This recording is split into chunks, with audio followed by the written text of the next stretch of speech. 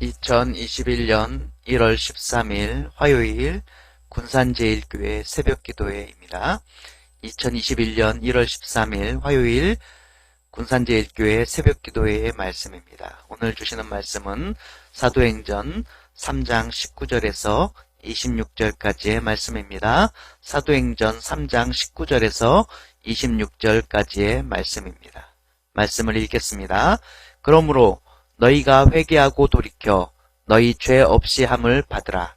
이같이 하면 새롭게 되는 날이 주 앞으로부터 이를 것이요. 또 주께서 너희를 위하여 예정하신 그리스도 곧 예수를 보내시리니 하나님이 영원 전부터 거룩한 선지자들의 입을 통하여 말씀하신 바 만물을 회복하실 때까지는 하늘이 마땅히 그를 받아두리라. 모세가 말하되 주 하나님이 너희를 위하여 너희 형제 가운데서 나 같은 선지자 하나를 세울 것이니 너희가 무엇이든지 그의 모든 말을 들을 것이라. 누구든지 그 선지자의 말을 듣지 아니하는 자는 백성 중에서 멸망받으리라 하였고 또한 사무엘 때부터 이어 말한 모든 선지자도 이때를 가리켜 말하였느니라. 너희는 선지자들의 자손이요 또 하나님이 너희 조상과 더불어 세우신 언약의 자손이라.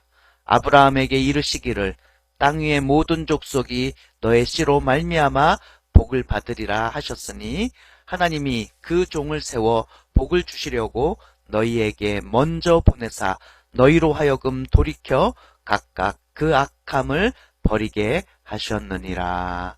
아멘. 오늘 주신 새벽의 말씀 사도행전 3장 19절에서 26절의 말씀으로 우리는 하나님의 자손입니다 라는 제목으로 우리는 언약의 자손입니다 라는 제목으로 말씀을 증거하도록 하겠습니다.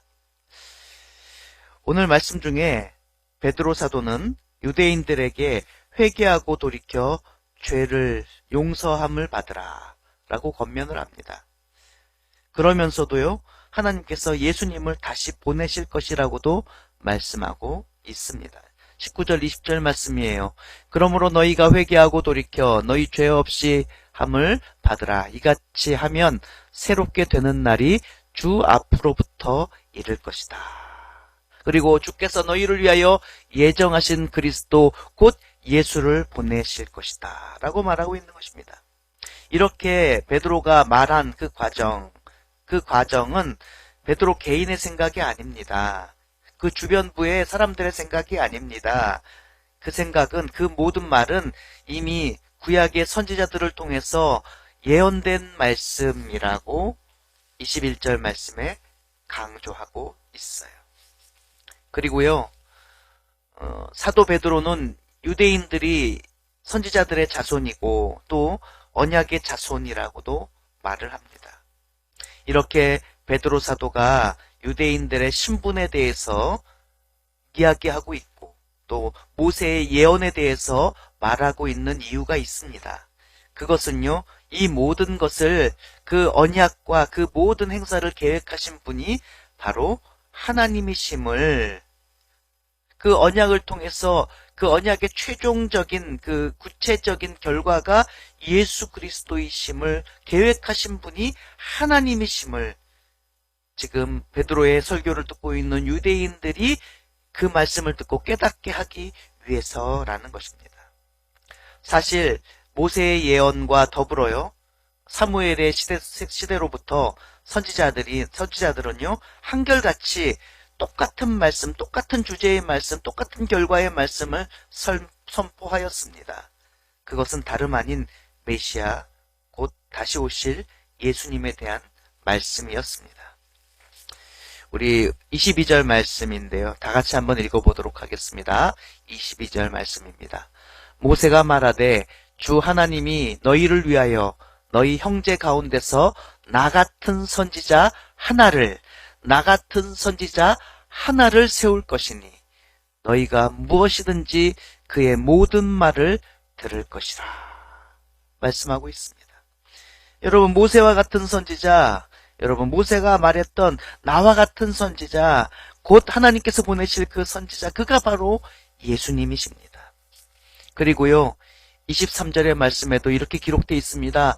누구든지 그 선지자가 누구냐면 바로 모세가 말했던 나와 같은 선지자, 그 선지자의 말을 듣지 아니하는 자는 백성 중에서 멸망받으리라 하였습니다.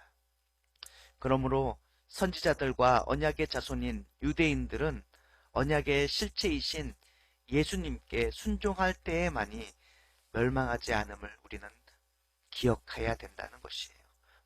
베드로가 지금 그렇게 말하고 있는 것입니다. 너희들은 이 말씀을 기억하라. 그래야 멸망당하지 않는다라고 선포하고 있는 것입니다. 오늘 주신 이 새벽의 말씀을 우리들의 삶에 적용해야겠습니다.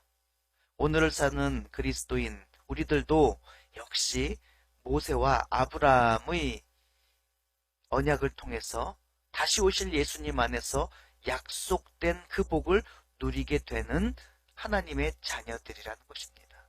그러나 중요한 것이 있습니다. 우리 스스로가 하나님의 언약의 자손임, 하나님의 그 자손임을 깨달아야 된다는 것이고, 그 깨닫는 것의 증거가 뭐냐면 바로 회개하는 삶을 살아야 된다는 것입니다. 날마다 하나님께로 돌이키는 삶을 살아 나갈 때만이 우리가 새롭게 되는 것이고, 그리고는 언약의 자손이요 하나님의 자녀가 된다는 것입니다.